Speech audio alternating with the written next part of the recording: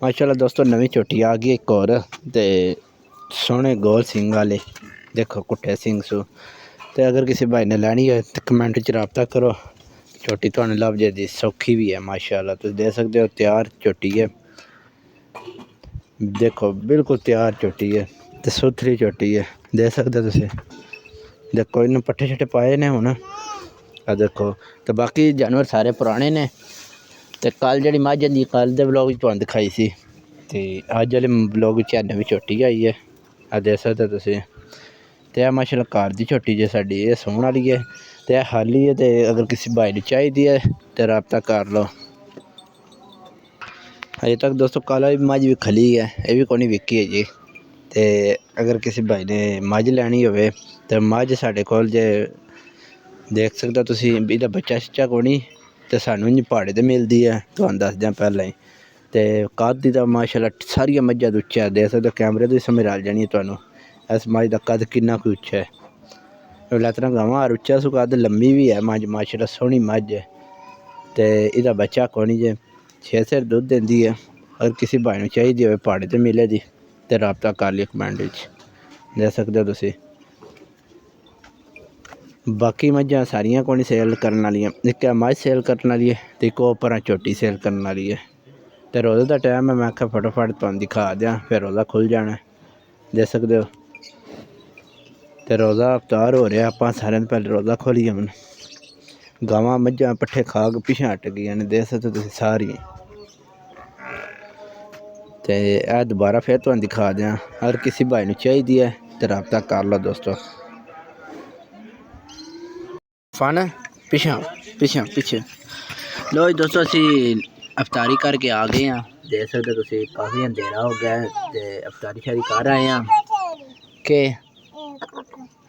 तो बाकी मुर्गे शुरगे चेक करने हैं, सारे सही तरह आ गए ने घर के नहीं आए माशाल्लाह। उस मुर्गी के पूरे ने, इस मुर्गी के भी बशकार मुर्गा है माशाल्लाह। बच्चे कढ़ाए ने जैसा कि पता तुहानू।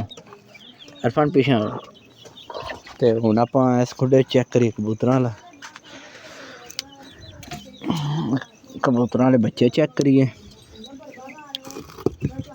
ओ तेरी खैर हो जे, इनू की होया? इधर लग जख्म होया है ना अरफाना? ये तो जख्म होया ना, ये किस तरह आया है? हुण आया अरफान पिछा ना, पिछा हो। तो हुण आप दूसरा खुडा चेक करिए, पिछा बारी बंद करिए, निकल जान दे बाहर। पिछा ना, बारी बंद करिए, दबास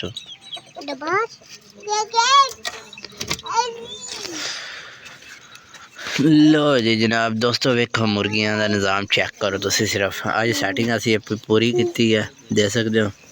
तो देसी मुर्गियां ने तो इन्हों की सैटिंग सारी कर दी है। देखो माशाल्लाह सैटिंग किस तरह की जे इन्होंने टोकरियां च ला दी ने, तो इन्होंने टोकरियां के विच अंडे दिते हैं अज, देख सकते हो तुम। इन्हें टोकरियां के विच अंडे दिते जे।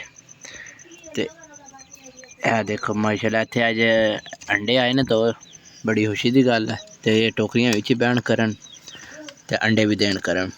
तो आप हुण खरगोश देखने। ओ देखो बच्चे सारे निकले ने बाहर, तो जी नवे बच्चे आने वाले ने। अजे नवे बच्चे कौन ही आए है ना अरफाना? कौन आए? कद आने है? कद आने दस ना, कद आने? इन्होंने आज पट्ठे को नहीं पाए, किने पाने? जा भज गया लिया पट्ठे। लो दोस्तों अरफाना बकरियां तो बचा के लिया, लाया लाया भज पे एकदम एकदम अरफाना भज पे। देखो देखो बकरी खोदी से पट्ठे, तो वो डसन की कोशिश कर दी है। फिर देखो हे आ गई है, पाछे पाछे इतने सट, हाँ इतने सट।